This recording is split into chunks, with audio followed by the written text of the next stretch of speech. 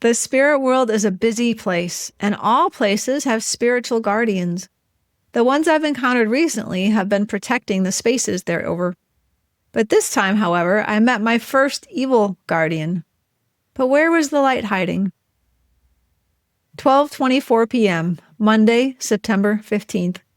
I'm at Irvin Park in Chippewa Falls, Wisconsin, on vacation with my husband and my dad. There's a small grove of large pine trees, and it seemed a good spot to stand and talk with the land.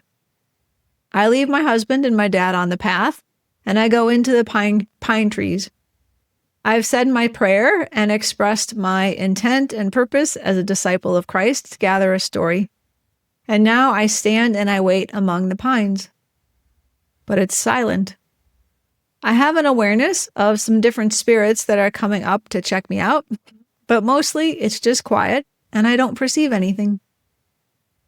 After a long, full minute of silence, I sense a darker energy that is floating more than it is human.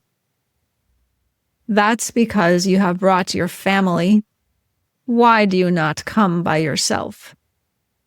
The voice is ominous and dark, coming from just behind my left shoulder. A ghost-like entity comes and stands in front of me. He starts at my height, but he grows and grows. He reminds me of the depiction of death from Monty Python's The Meaning of Life, without the skeleton. This spirit is all robe and no face or arms. By the time he gets to his full height, he must be, 15 or 20 feet tall. 22 to be exact, says the spirit. Thin, black robe, long black arms. An anthropomorphism of a pine tree, I would say. See what I have to share with you, says the spirit, as he lifts me up, up, up, up I go, until I am at his eye level.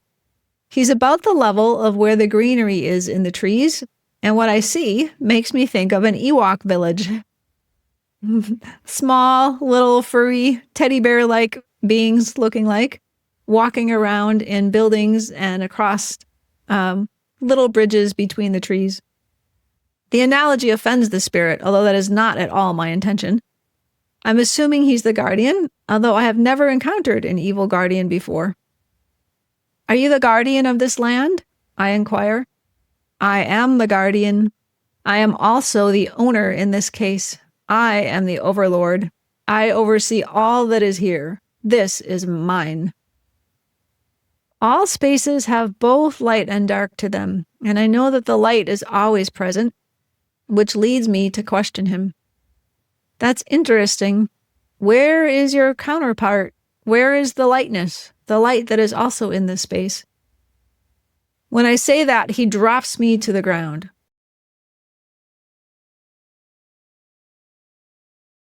How dare you? This is mine. There is no light. There is always light somewhere. He bends over until his face is at my level, and he is furious. The area where his face would be is red and flame-like. I am the Lord here. There is none other. His voice is tight and constricted. I simply shift my awareness, and then I see the light. I notice dozens of small white beings at ground level, moving silently behind the trees. I would call them fairies, but they don't have any wings. The spirit teaches me this lesson.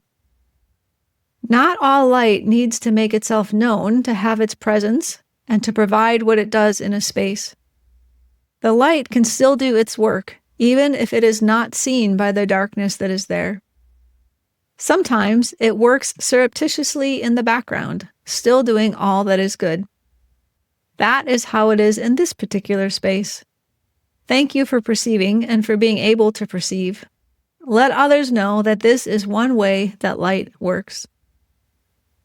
And my encounter is over.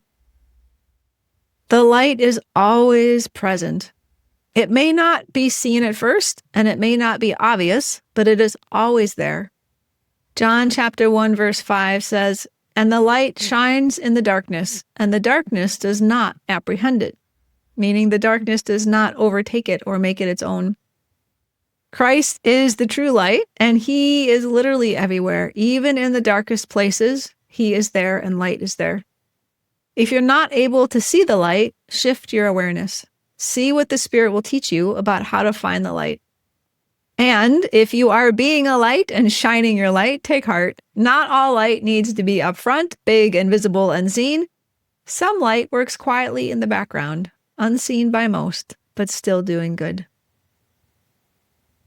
Next time, we are going to talk about guardians. Why do we have them? How are they chosen? And more.